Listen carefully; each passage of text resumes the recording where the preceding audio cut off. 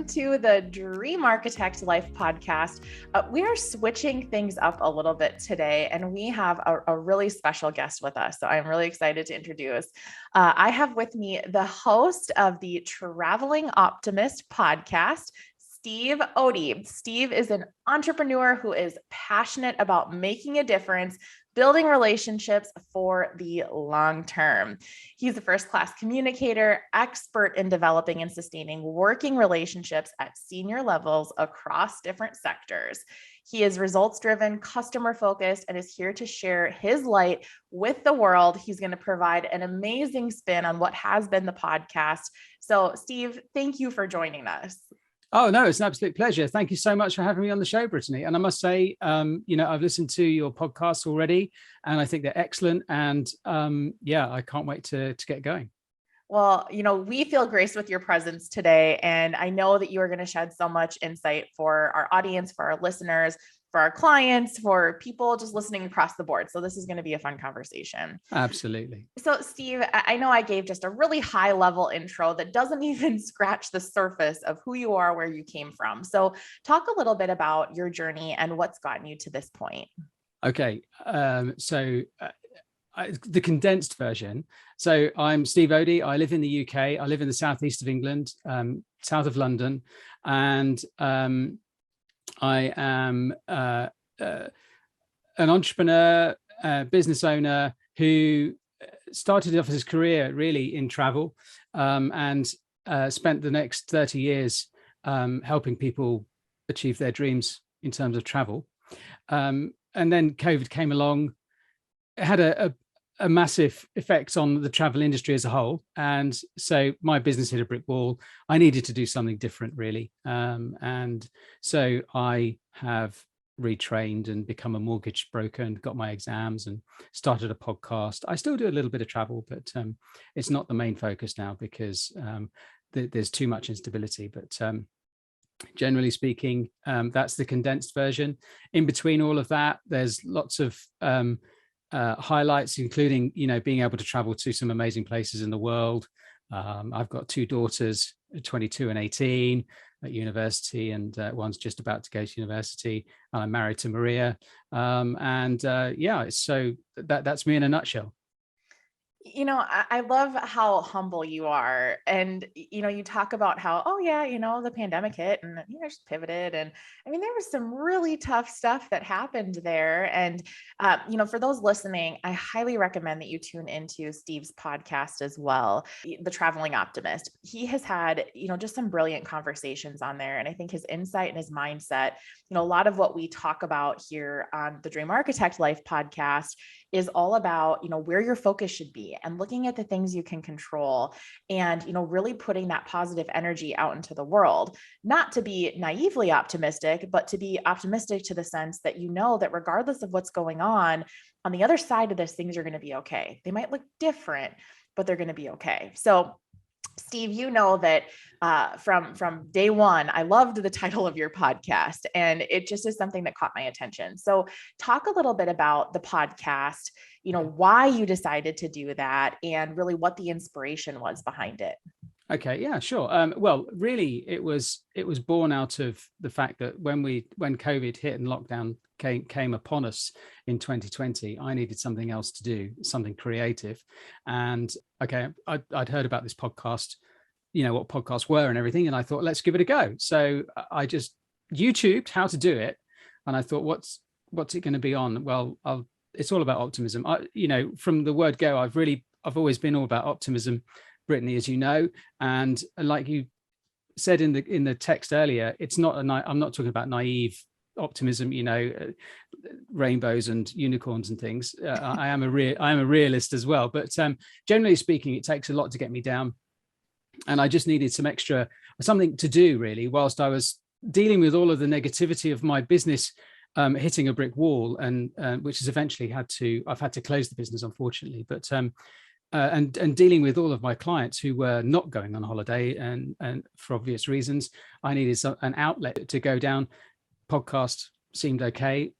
Ironically, actually, it was about 15 years ago, somebody said to me that I've got a voice for radio, and I thought, okay, I don't know whether to take that as a compliment or not, but So I googled, like, how to start a podcast. I looked at lots of YouTube videos, and I bought myself like a $50 microphone and plugged it in, signed up to a podcast not affiliation, but a podcast network or platform, Buzzsprout, and just got going. Signed up. I spoke to 5 of my first guests and said, would you like to come on? And they all said, yeah, that's great. Because initially it was all about COVID and how I could help other people get through these next few months. Because way back in March 2020, everyone was thinking, oh, it'll be over by June. And I thought, okay, let's let's put something together where people can listen and they can get some practical help and hints on how to get through these next few months. So that was great. And but what's actually happened is I've fallen in love with doing podcasts. I love it. I love the whole experience of being able to connect with new people like yourself, and then really put together a show which is beneficial and helpful to all of the listeners. And I take a lot of pride in it. And that's one of the reasons why I love it so much, because I don't send my podcast recordings out to other people to edit. I do all of that. I mean, down the line I might have to, but at the moment I do it myself, and I take a lot of pride in that. But I think it's helped me. The podcast really helped me get through some difficult times in 2020. Because I'm associating myself with some very positive people, very optimistic people, and people that have got my interests at heart as well. And that was really that was an amazing spin-off, really, of doing the podcast, because it wasn't something that I set out to achieve.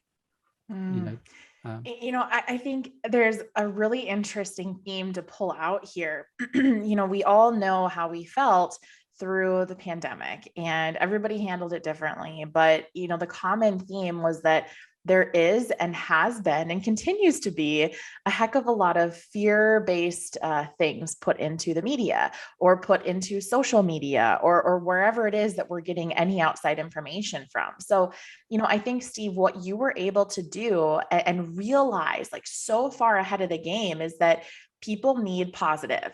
And if we're all going to get through this and we're going to band this together, I have 2 choices, right? You either kind of succumb to what is, or you create something that should be.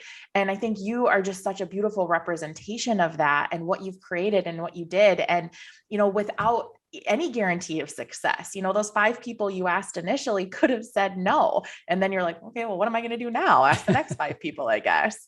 So I just want to commend you for what you did there and how you pivoted and how you put yourself around people that you knew would be uplifting. I think that's something, if you're listening here, that's something to take away. I think there's more magic to that than what people even realize. Absolutely. So, yeah. So, when you think about this whole concept of dreams, the podcast that we have is The Dream Architect Life. So when you're pivoting and thinking about creating the life of your dreams, something that gives you energy, what does that mean to you and why? Well, good question. Wow. Okay. So for me, a dream life or success, whatever, isn't necessarily monetary based. I don't base my success or my future dreams on anything to do with money at all. Going back a few years when I set up my first travel business, it wasn't meant to, I wasn't doing it to become a multimillionaire or anything like that. I was doing it because I wanted to spend more time with my 2 young children and wife at the time. So it was a lifestyle business. And so therefore I was able to base my success on that, and my dreams on being able to go to the nativity plays and the sports days and the ballet productions and things like that, and go on holiday for 3 weeks rather than just 1 week or something like that. So it was that's really how I create my dream life. Is really A, it's based around my family, and B, it's nothing to do with money. It's all about experience. I love that. And, that's one thing that we talk about a lot, internally at Sweet Financial and, with our clients as well, is that, a dream life means something different to every single person. For some people, it is more monetary based, where, that earning and that kind of next level of success is what drives them. And that's okay. And then there's others that, I can definitely relate to you, Steve, that the kind of financial reward to drive and success and all of that kind of comes secondary to creating a life where, I can be present for my kids' activities, and, I can be there for, different life events, and we can go and take a vacation, and things aren't going to fall apart if we go away for a little bit. So, those are things that I personally value. And, it's just fun to hear other people's definition of that, because it is so different across the board and there's no right or wrong answer. So that's always fun to hear. There is, absolutely. Yeah. Yeah. So, you've had conversations with some really brilliant people, and you have been, I would call it, blessed to hear their stories and learn their journeys and all of that. So is there a common place where you see people getting stuck, or points in their life where they've mentioned some hardship that you kind of see this golden thread? Yes. I think there's a tendency for people to, there's several things. They get stuck on the minutiae of things. They get stuck on the details, when really it's not about that. It's just it's about getting started. And to use the podcast analogy, it could have gone down two roads with the podcast. I could have thought, well, actually, you know what? It's a bit complicated. I don't really know what I'm doing. I've never done it before.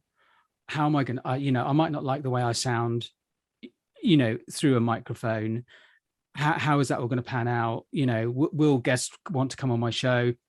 And so on. Or I could say, no, this is going to be great. I'm really going to help people. And I focused on serving others rather than my personal thoughts on why it might not work. Not that I had many of those, I must say, but because that's not really my nature. I'm not that sort of person, hence why it's all about optimism and hope. But so I could have gone down that road where I just didn't start, and I would have I think I would have regretted that, because I don't really want to go through life with too many regrets. If I can, I'd rather give it a go and fail than not give it a go, if you know what I mean.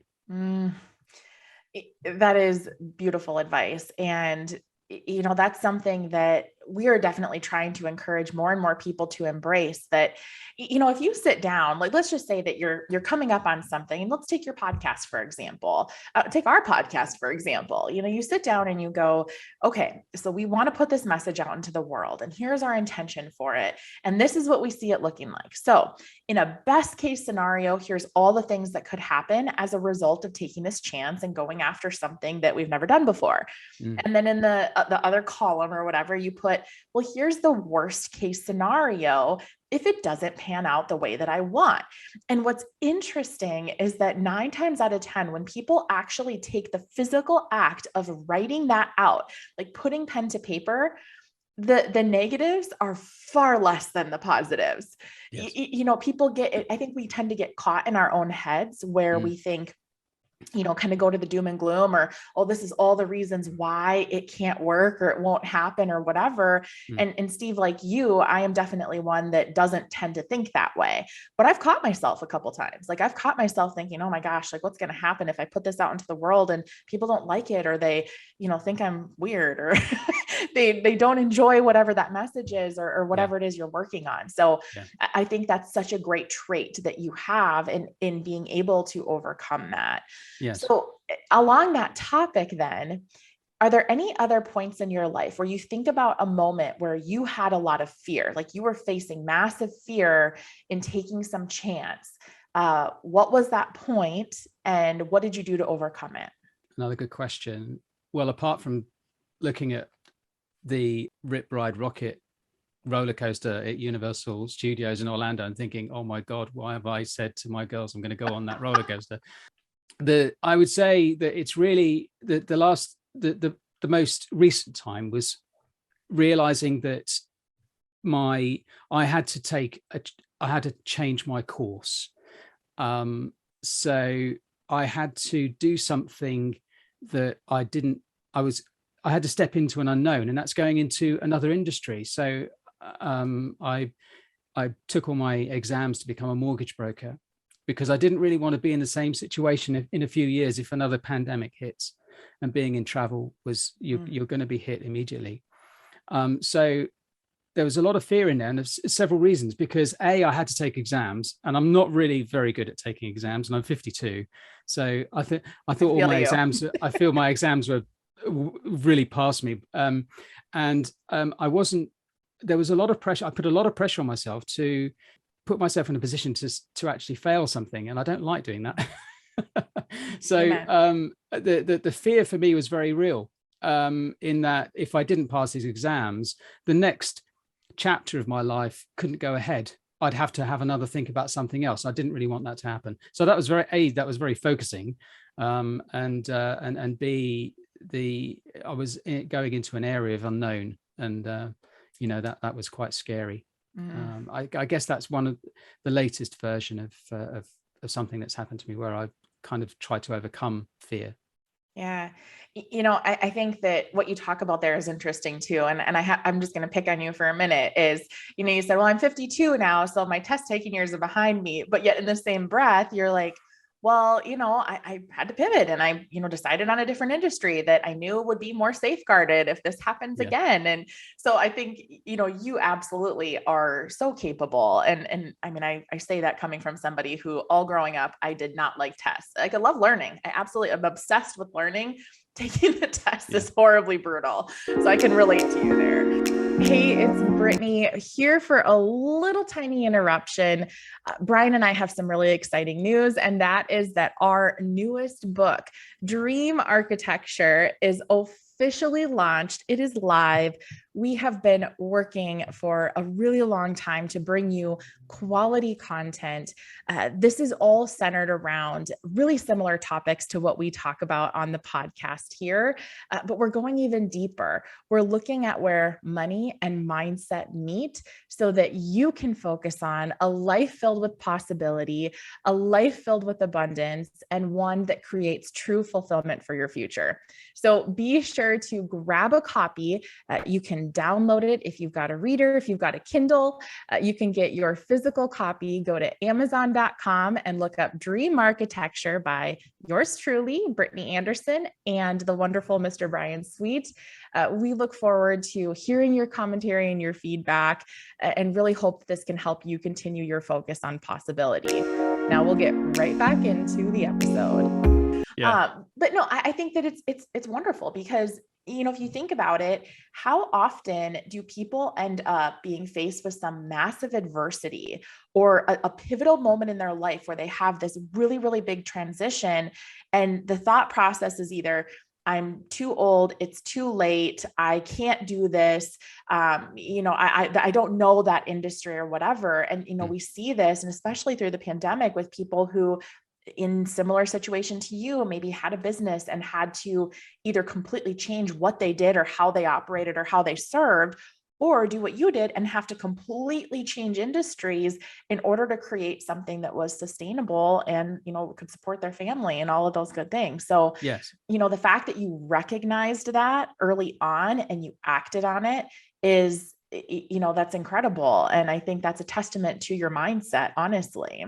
Well, so thank you. I guess along those lines, we've used the term optimism several times throughout this conversation so far. And we've talked about, kind of overcoming adversities and that pivot and all of those things that come with it. So how do you keep that positive mindset? Like, how do you remain optimistic? Because it doesn't come naturally to everybody. No, it doesn't. And throughout my life, that I've always had, throughout my life, there's always been issues where there's been some, lows as well as highs. So I'm not saying it's always been this really incredible trajectory into the stratosphere for me. Life has had its ups and downs, no doubt about it. But I tend to put it into a sort of context in terms of optimism is the first thing that I have in my life. So it's my life force, really. It's the one thing, it's the one constant that I've always had. And I've always been able to look at things in a way that keeps me happy and balanced. So optimism is first. And I think being able to stay positive and optimistic during the tough times, I always, no matter where I am, I'm always optimistic. I set myself goals. I set accountability for those goals. I take action on that. or and that I include work within that. So, actions and work. And then I've either achieved that, or I learn what I can do differently. And then I just say, I'm just have an enormous amount of gratitude for the process and what I've gone through. And then I just repeat it. So it's optimism, goals, accountability, action, achievement or learning, gratitude, repeat. And that's pretty much how it works for me. I would say that that's the main thing. And obviously staying connected. So, people like you and Justin Breen and, Kelly Cardenas and all of the people on my podcast that I've met, Rich Davini, Andrew Bodle, they are all incredibly positive people with great stories. And that sort of keeps me going too. Yeah. So for context here, Justin Breen, who Steve just mentioned, is actually who introduced Steve and I. And he's just a gem of a human being, brilliant, big thinker. And, I'm eternally grateful to him. And I know you feel the same way, Steve. So, yeah. But I think, again, listening to you talk there, I think about our founder, Brian Sweet, and co-host of this podcast. He's not on today, obviously, but we're both really big believers that, part of the way that you can stay in an optimistic state or excited about the future is by having something to aim for. And, regardless of where you're at in life, what stage you're at, what's happened in the past, there's always something that you can set a goal to or set a target to or get excited about. And I think that helps us stay in a positive state of mind. So I completely agree with what you're saying. And then you mentioned this little word kind of in passing there that I want to pull out, and that's gratitude. When like if you think about it, it's really, really hard to be in a crabby, horrible, down mood when you are in a state of gratitude. Like if you are intentionally counting your blessings and you're sitting there saying, this is what I'm grateful for. This is what's good in my life. This is what I have to look forward to. These are all of the wonderful people around me. It's hard to go into that negative state. So, yes. I think that's something that as listeners, or as you're listening to this and as you're absorbing, what Steve just said there is just golden. And it's absolutely kind of what do they call it? Like it may not be easy, but it's a really simple recipe. So I love that you went that. It's an unlock to certain parts of, your life, really, I found. Yeah. So oh my gosh. Yes. Yeah. So, you've talked a couple times here, and actually a whole theme of this conversation, you've talked about these pivots and learning and growing. So what do you do to stay fresh? Like, what is something that you do to be that lifelong learner and to, feel like you're constantly growing? I think the first thing first is always try and keep moving forward. Yeah. Okay. I'm never going backwards. One thing the pandemic taught me is actually keep moving forward is essential. And what we, as an example from COVID, I helped volunteer in our local community. And we delivered prescription services and food to our most vulnerable residents in our community. Wow. And that was amazing. And that kind of got me out of the hole a little hole that I was in, because I was serving others. I was doing something for other people. I wasn't able to dwell on things that hadn't gone quite right. I like to pay things forward as well, even if it's just little things like litter picking in our community. Yeah. I do quite a lot of stuff within the community, and I think that helps me keep my feet on the ground. It gives me a sense of balance and perspective on things, rather like, nothing's ever as bad as it seems. It really isn't. Amen. What's the saying that if you ask yourself, is this going to matter in 5 years? Yeah. If the answer is no, don't spend 5 minutes on it. No, absolutely. I mean, there's a lot of things going on around the world.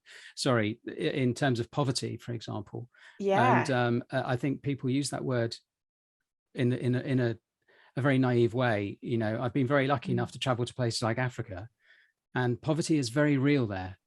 And it's not the poverty that we might think we experience here in the West. It's just not. And that kind of perspective is essential, really, in life, I think. Yeah. And I think, again, the more I learn about you, the even more excited I am to have this friendship and this connection, because, something else that you did. And I think when you are in that state of uncertainty, maybe, and I think all of us have been faced with that through what's happened with the pandemic and what's happening in the world globally today, there are so many uncertainties, but what you did was you jumped in on things that you can control. So, you're out there serving your community and putting your boots on the ground and you're helping other people.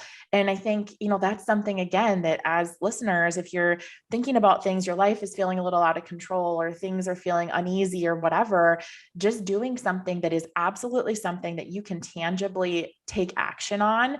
It helps keep our minds fresh and going and in the right direction. And yeah, I think that those are such great examples of how you can stay positive in, maybe not so positive times across the board. So Yeah. I think that's a great thing, a great quality. So if you were talking to our listeners and you could only give them a sentence or two, like a piece of advice, what would that piece of advice be? So I think sort of tying it into financial world, and some of your clients, might appreciate this in terms of, wealth planning and things like that. I think it's is make a commitment to enjoy the ride, but also take the trip. Okay. So if you've always wanted to go and see chimpanzees in the Mahale Mountains in Tanzania, then plan it and book it and do it. Okay. Because life is too short. Don't think, in 20 years time, oh, well, let's do it now. When you're 80 or 90, it's going to be too late. Let's just do it now. Get it in the diary, plan it with your financial advisor, Sweet Financial, and get it done. That's my advice. That is great advice. And yeah, it's completely in line. It's one of those things where we talk about all the time how, one of the biggest mistakes we tend to see people make, especially when they're planning for their future and maybe those retirement years, is not actually spending enough and not really investing in their happiness and their future and, what will make them feel like they've had an abundant life. So that's absolutely brilliant advice. So I'm going to go into, before we round out, I'm going to ask you one more question, but before we do that, Steve, if anybody wants to get a hold of you, listen to the podcast, connect with you in any way, how can they do that? Well, they can connect with me on all the socials, LinkedIn, TikTok, Instagram, Facebook. The Traveling Optimist is on all of those platforms. Well, Steve Ody's on LinkedIn, but Traveling Optimist is on all those other platforms. Very happy for people to connect with me if they've got any questions about optimism and hope or any thoughts on themselves, then that would be great. Very happy. Or I'll always respond to those questions. So that's it. And the podcast is available on all the major podcast players. Excellent. All right, Steve. So what have I not asked you that I should have? What was the best thing I did in 1979? Ooh, let's hear it. So we spent Christmas with friends in Texas, and I was 9 years old, and I was able to ride a horse that had just won the calf roping world championship. And that was amazing. It was just an amazing experience to ride a horse that had just won a world championship. That is something really else cool. Nobody knows. I love that. And, we could go in a whole other direction here and I won't, but an experience like that, I would have this inkling to think that may have contributed to who you are as a person today, getting to have such a cool experience at a young age. So I love that. That's awesome. Yeah, absolutely. Well, Steve, thank you so much for joining us today. You have absolutely offered just so much brilliance and insight, and your sincere and genuine nature is felt across the board. So I look forward to many more conversations to come. Oh, yeah. No, thank you so much for having me on the show, Brittany. You're doing an amazing job. This is a great podcast. And I know that Sweet Financial are in perfect hands with you at the helm. Thank you so much. Take care.